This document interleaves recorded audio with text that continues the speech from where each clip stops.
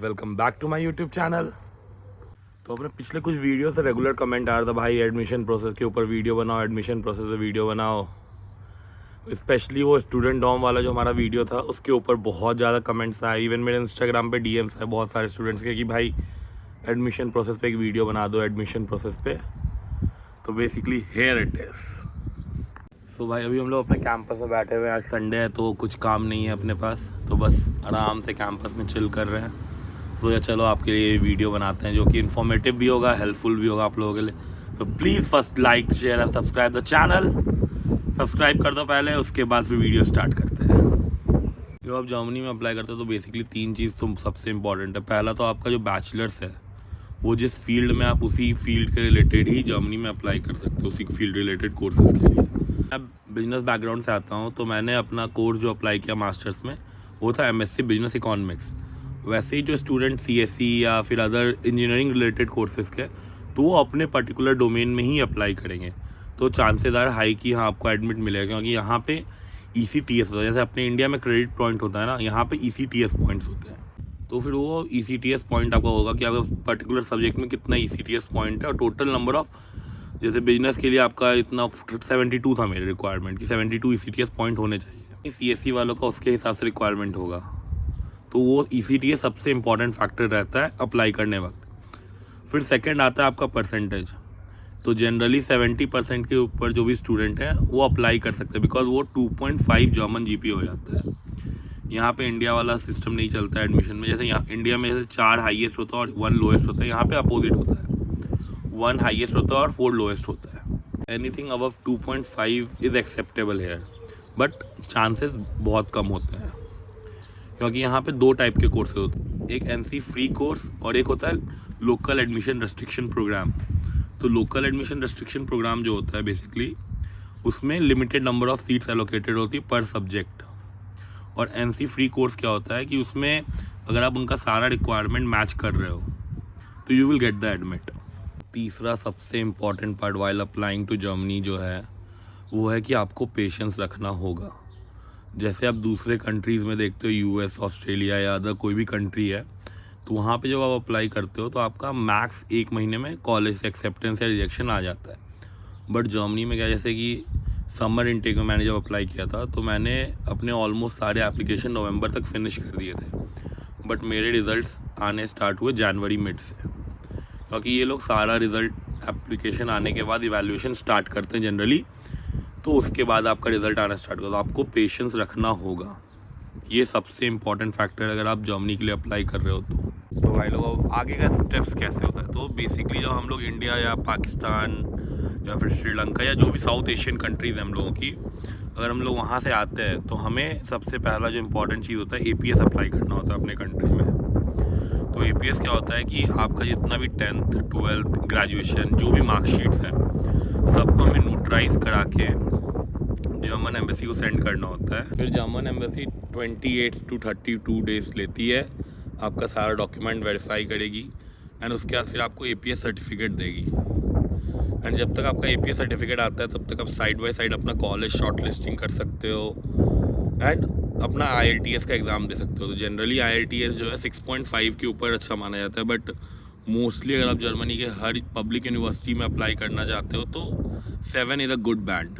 College short listing में कोई भी हेल्प चाहिए गाइस तो you can DM me, I will help you out. कैसे करना है, मेरा इंस्टाग्राम प्रोफाइल जो है कैप्शन में मेंशन्ड है, आप लोग इंस्टाग्राम पे मुझे DM करूँगा कॉलेज शॉर्ट लिस्टिंग में, और फिर आप लोग अपने हिसाब से भी देख सकते हो। तो यहाँ पे एक DAAD.de करके एक वेबसाइट होता है, तो वहाँ पे all the courses are mentioned.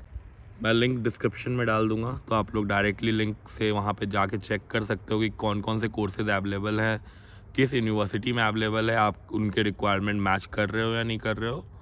उसके बाद फिर अपना कॉलेज शॉर्ट लिस्टिंग आप कर सकते हो।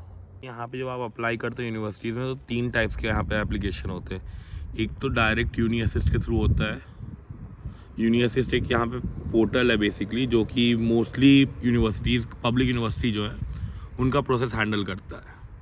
और फिर दूसरा जो होता है वो डायरेक्ट आप यूनिवर्सिटी के वेबसाइट से जाके यूनिवर्सिटी में अप्लाई करोगे, तो वो आपका जो डैड का वेबसाइट रहता है वहाँ पे मेंशन रहता है कि आपका एप्लीकेशन प्रोसेस कैसे होगा, ये यूनी असिस्ट के थ्रू होगा या डायरेक्ट यूनिवर्सिटी है, या फिर एक जो तीसरा प्रोसेस होता है यहाँ पे वो होता है वीपीडी। तो पहले आपको यूनी असिस्ट पे अप्लाई करना होता है एंड वहाँ से वीपीडी लेना होता है, डॉक्यूमेंट देते हैं वेरिफिकेशन का, एंड फिर वो डॉक्यूमेंट लेके आप यूनिवर्सिटी के वेबसाइट से अप्लाई करोगे उस प्रोग्राम में। तो ये 3 टाइप का एप्लीकेशन प्रोसेस होता है जो हमने भी डिस्कस किया, मैं फिर से बता देता हूँ। एक तो यूनी असिस्ट डायरेक्ट एप्लीकेशन, फिर एक होता है वेबसाइट डायरेक्ट एप्लीकेशन, और एक होता है वीपीडी के थ्रू वेबसाइट से। तो उसमें यूनी असिस्ट और कॉलेज वेबसाइट दोनों इन्वॉल्व होते हैं। तो मैं यूनी असिस्ट का भी लिंक आपका डिस्क्रिप्शन में डाल दूंगा, तो आप वो भी चेक कर सकते हो, अपना प्रोफाइल यूनी असिस्ट पे क्रिएट कर सकते हो। और फिर इसके आगे का प्रोसेस अब और भी इंटरेस्टिंग होता है। फिर हमने जो एप्लीकेशन अपना फिनिश कर दिया, सारा एप्लीकेशन डन हो गया, सारे कॉलेज में हमने अप्लाई कर दिया। उसके बाद यूनी असिस्ट का जो एप्लीकेशन होता है वो 4 वीक्स लेते हैं यूनी असिस्ट वाले। आपका एप्लीकेशन इवैल्यूएट करने के बाद यूनिवर्सिटी को फॉरवर्ड करते हैं। जो डायरेक्ट यूनी असिस्ट वाला एप्लीकेशन होता है वो यूनी असिस्ट ही आपका इवैल्यूएट करेंगे एंड फिर वो फॉरवर्ड कर देंगे। और जो वीपीडी वाला एप्लीकेशन होता है तो 4 वीक में उसका भी रिजल्ट आता है, लेकिन उसको फिर वीपीडी वो आपको देंगे एंड वो वीपीडी लेके आप फिर यूनिवर्सिटी के वेबसाइट से जाके अप्लाई करोगे। फिर एप्लीकेशन प्रोसेस तो आपका यहाँ पे ख़त्म हो गया एंड उसके बाद मेन गेम स्टार्ट होता है जो कि वेटिंग पीरियड होता है। और मोस्टली स्टूडेंट इसमें रश आउट कर जाते हैं, they choose for private university कि भाई मेरा पब्लिक नहीं आएगा। Guys wait for the end. कभी भी जर्मनी में जब आप अप्लाई कर रहे हो, मैंने स्टार्टिंग में ही बोला कि अगर आपके पास पेशेंस नहीं है तो डोंट अप्लाई, सीधा मैं बोलूँगा। क्योंकि अगर पेशेंस नहीं होगा, आप रश आउट करोगे, आप प्राइवेट यूनिवर्सिटी में एडमिट ले लोगे and then you will pay the fees.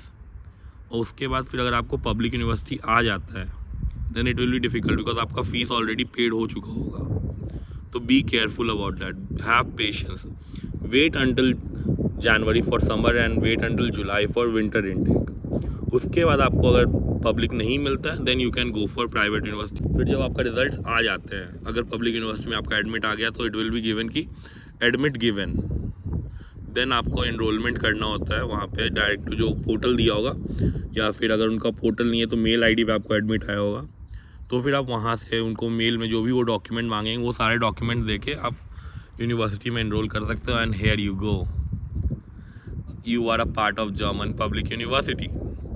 मैं जर्मन पब्लिक यूनिवर्सिटी पे इतना फोकस इसलिए कर रहा हूँ, सबसे पहली बात तो है कि भाई जब हम लोग इंडिया से आते हैं यहाँ पे तो बहुत सारे स्टूडेंट जो है एजुकेशन लोन लेके आते हैं। तो भाई एजुकेशन लोन के चक्कर में फिर लोग पार्ट टाइम्स करते हैं, स्टडीज़ पे फोकस नहीं कर पाते हैं यहाँ पे। यहाँ जर्मनी में सीन है कि पब्लिक यूनिवर्सिटीज़ में कुछ फ़ीस नहीं होता है, बस हाँ सेमेस्टर कॉन्ट्रीब्यूशन फ़ी होता है जो कि बहुत हार्डली 30,000 इंडियन INR में होता है। तो ये तो हो गया आपका एडमिशन प्रोसेस बेसिकली। इसके बाद आपका जो इनरोलमेंट हो जाता है तो उस इनरोलमेंट के टाइम पे आपको हेल्थ इंश्योरेंस सबमिट करना होता है। आप हेल्थ इंश्योरेंस करा लो, अपना ब्लॉक अकाउंट खुलवाना होता है। ब्लॉक अकाउंट में आपको 11,904 यूरो सबमिट करने होते हैं, जो कि आपका एज अ लिविंग एक्सपेंस आपको सिक्योरिटी दिखाना होता है कि आपके पास 1 साल का लिविंग एक्सपेंस है। तो ये ब्लॉक अकाउंट, हेल्थ इंश्योरेंस, ये सब मैं आपको और डिटेल में जब हम लोग वीज़ा के ऊपर वीडियो बनाएंगे, वीज़ा प्रोसेस के ऊपर, तो ये चीज़ें मैं उसमें और डिटेल में कवर करूँगा कि क्या होता है ब्लॉक अकाउंट, किस प्रोवाइडर के साथ खुलवाना बेटर होगा एंड एवरीथिंग। अगर आप लोग चाहते हो कि मैं वीज़ा प्रोसेस के ऊपर भी वीडियो बनाऊँ एंड बाकी जो भी जर्मनी से रिलेटेड प्रोसेस रहता है उनके ऊपर भी आपको अगर सेपरेट वीडियोस चाहिए तो प्लीज़ कमेंट डाउन बिलो। मैं श्योर ट्राई करूँगा कि भाई आप लोगों को जितना ज़्यादा से ज़्यादा हेल्प हो सके मेरे थ्रू मैं करूँ। तो प्लीज़ कमेंट डाउन बिलो या आपको वीज़ा प्रोसेस वीडियो चाहिए या नहीं। इस वीडियो के लिए यहीं तक। Thank you for watching this video. Stay tune, please like, share and subscribe the channel. भाई फुल सपोर्ट करो यार, अच्छा चैनल ग्रो कर रहा है बट यार बहुत लोग सब्सक्राइब नहीं करते। भाई को भी सपोर्ट मिलेगा और मैं भी मोटिवेट होऊंगा और ऐसे कंटेंट बनाने के लिए आप लोगों के लिए, क्योंकि भाई बहुत मेहनत लगती है। जैसे सुबह हम लोग का क्लासेस होता है, दिन भर क्लासेस किए और वीडियो शूट किया दिन भर, उसके बाद फिर रात में बैठ के वीडियो एडिटिंग एंड देन सुबह फिर वीडियो अपलोड। तो भाई बहुत मेहनत। This video please like, share and subscribe the channel. Stay tune, और तगड़े कंटेंट आने वाले हैं। Be motivated.